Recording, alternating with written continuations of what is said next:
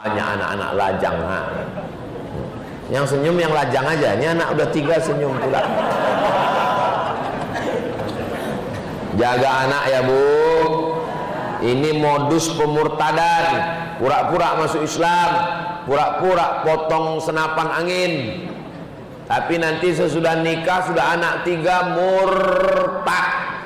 Saya di kantor Basnas, baru pulang dari Mesir nih, baru pulang dari Maroko. Datang kata Pak Ketua Basnas, Ustadz Somad, Ustadz tak usah ikut rapat. Kenapa gitu Pak Ketua? Ada 2 orang itu di depan, bapak-bapak tua-tua, umur-umur 70, mau konsultasi sama Ustadz. Jadi saya tak usah ikut rapat, Ustadz tak usah rapat, jawab aja pertanyaan orang tuh. Datanglah saya. Ada apa Pak Haji, Bu Haji? Apa yang bisa saya jawab Bu? Apa masalahnya Bu? Nah, kalau kalian menangis nanti aku menangis pula. Apa masalahnya? 5 Pak Ustadz. Apanya 5? 5 sudah murtad. Gimana ceritanya? Anak saya nikah sama orang pura-pura masuk Islam, lahir anak 3, suaminya balik murtad. Anak saya takut pisah, ikut lakinya. Ketiga-tiga anak ini dibawanya Pak Ustadz. Itu bodoh saya. Sebetulnya kalau ku turutkan marahku, saya mau marah. Kenapa kau izinkan anakku? Tapi saya takut nanti saya mati pula dia, orang udah tua. Jadi saya bilang, ya Bu, Ibu pulang aja ke rumah ya, banyak-banyak ibadah ya. Nasi sudah jadi tai ayam. Ada 5 orang murtad, kita bubur juga lagi. Jangan kasih anak pacaran, bergaulan bebas, sekolah, tengok, kontrol. Saya laki-laki, adik saya laki-laki, kami adik-beradik laki-laki 2-2. Tapi kalau datang surat ke rumah kami dulu, belum ada email, belum ada handphone. Kalau datang surat ke rumah, dibuka emak ini semua. Emak saya ini dibuka ini surat, siapa yang masuk. Kami sekolah di Pekanbaru, emak di kampung di Kabupaten.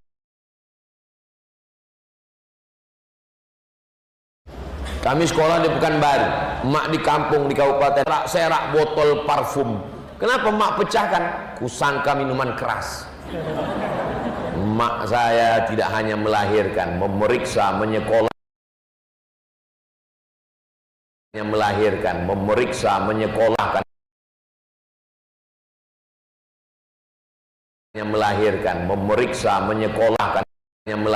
memeriksa, menyekolahkan.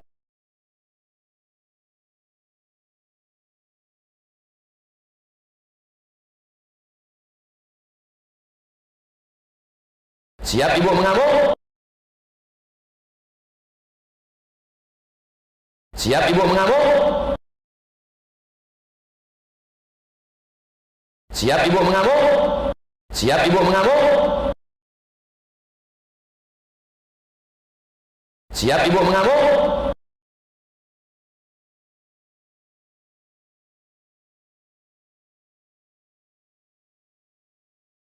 Apa yang harus kita lakukan supaya selamat dari sifat iri dan dengki?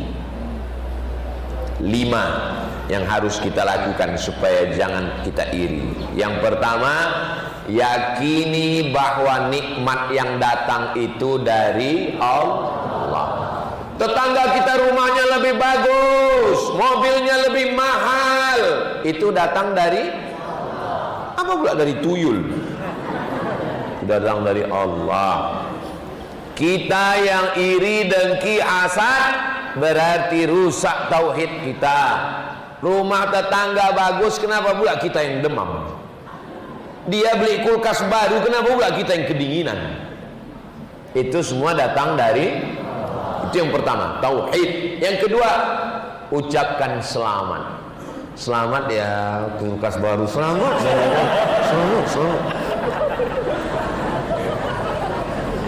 Makanya ada anak baru lahir, kita disuruh mengucapkan selamat. Barakallahu laka fil mawhub wa syakartal wahib wa rizqta birrahu wa balagha asyuddahu. Datang acara akikah anaknya, nikah anaknya, Anaknya sama anak kita, sama-sama satu sekolah, sebaya, sama-sama kuliah, sama-sama kerja. Anak dia duluan nikah.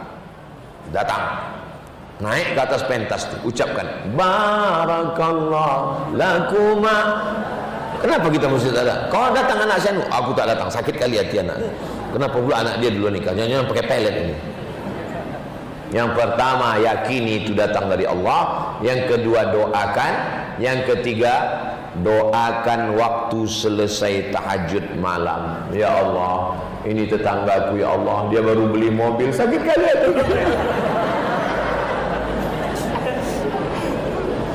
Doakan dia, mudah-mudahan dengan mobilnya itu rajin dia sholat berjamaah di Miftahul Islam. Mudah-mudahan dengan banyaknya hasil sawit, hasil karet, getah dia itu dibangunkannya lantai 2 masjid Miftahul Islam, ya Allah.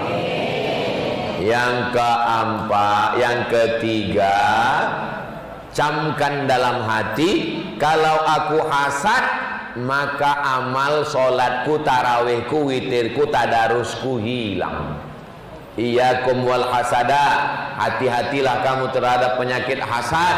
Fa innal hasada yakulul hasanat, karena hasad itu memakan semua amal-amal kebaikan. Jangan kau hasad Abdul Somad, jangan kau hasad Abdul Somad, jangan kau hasad Abdul Somad. Nanti kalau kau hasad, amal kau terbang, sedekah kau melayang, semua puasa kau hilang. Itu camkan dalam hati. Yang kelima, berdoa kepada Allah, Allahumma tahhir qalbi minal hasadi, bersihkan hatiku dari penyakit hasad. Saya nggak bisa bahasa Arab, bahasa Indonesia aja. Bersihkan hatiku dari penyakit hasad, ya Allah. Tapi jangan kuat-kuat kalau kebetulan doanya di masjid habis tarawih. Ya Allah, bersihkan hatiku penyakit hasad, tetanggaku baru mobil baru, sakit kali hatiku nengok dia. Didengar kawan, siapa kata dia? Kita aja dengan Allah. Ditanya kawan, apa doa kau? Urus aja doa kau, jangan urus doa. Bagaimana cara mendidik anak menurut syariat Islam? Yang pertama, dicarikan ibunya yang solihah seperti jamaah Miftahul Islam. Ini ibu-ibu yang solihah. Beruntunglah suami-suami yang punya ibu yang solihah. Jilbabnya panjang. Entah hari ini aja, wallahu a'lam. Yang kedua, setelah dapat ibunya yang baik, dikasih makan yang halal.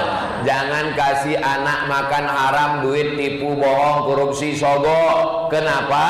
Sepiring nasi, sepiring lontong masuk ke dalam badan, berubah jadi setetes darah. Setetes darah naik ke otak, otaknya jadi jahat. Nasiyatin kazibatin khoti'ah, otak bagian depan pembohong, penjahat gara-gara makan haram.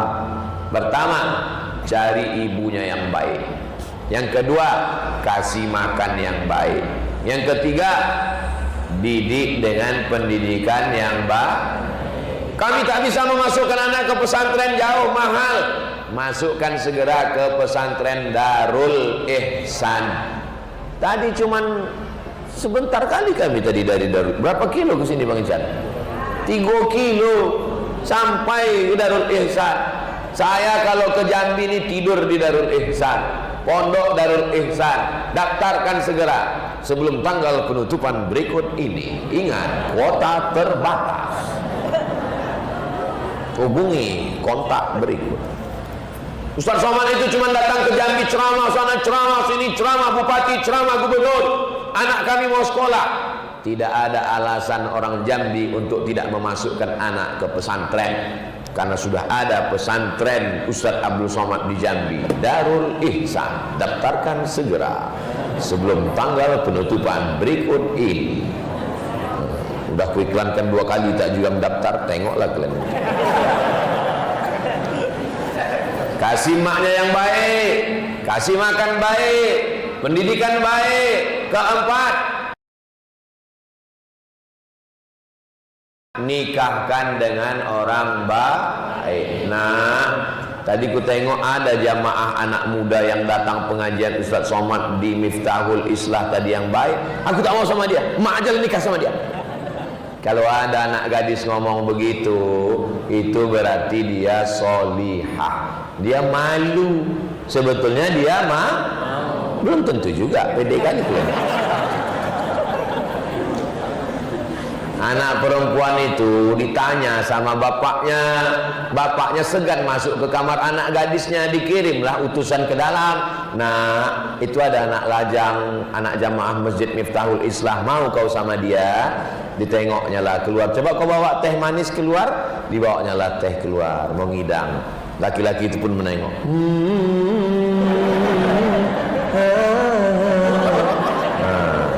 Gitulah agak-agaknya kalau kalian buatkan video soundtracknya. Udah pas masuk dia ke dalam, "Cemana nak, mau kau sama dia?" Tadi kusangka putih, rupanya macam kuali gitu, tak jadi lama. Ibu rayulah dia, "Nak, memang dia hitam si tampuk manggis, sudahlah hitam kepalanya berkudis.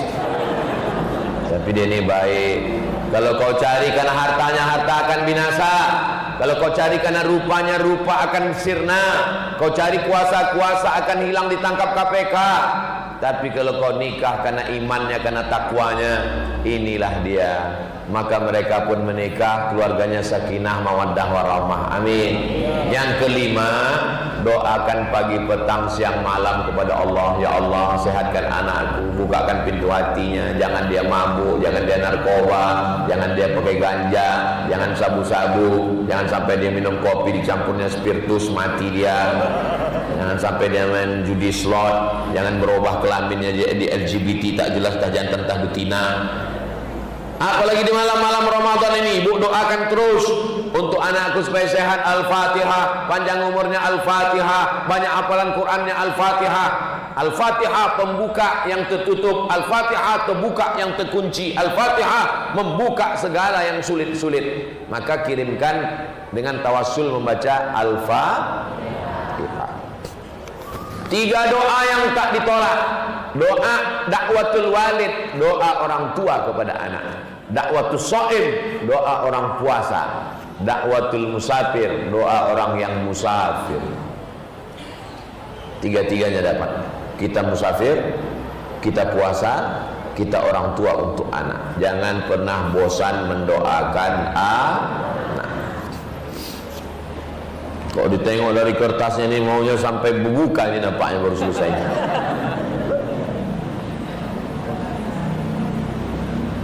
Apa yang bisa menggugurkan iman, Pak Ustadz? Udah aku jelaskan tadi ya. La yazni zani hina yazni wa huwa mu'min. Orang yang berzina imannya lepas. La yasriqu sariqu hina yasriqu wa huwa mu'min. Orang yang mencuri imannya lepas. La yasribu syaribu hina yasrabu wa huwa mu'min. Orang yang minum khamar imannya lepas. Orang yang meninggalkan sholat imannya lepas. Orang yang tak puasa imannya lepas.